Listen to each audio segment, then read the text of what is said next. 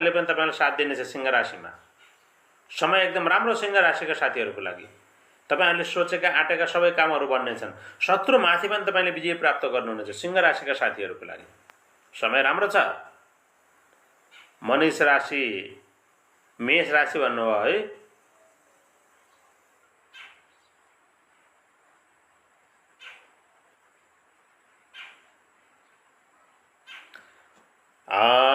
मेष राशिका साथीहरूको लागि हिजोको भन्दा समय राम्रो छ हजुरको लागि है।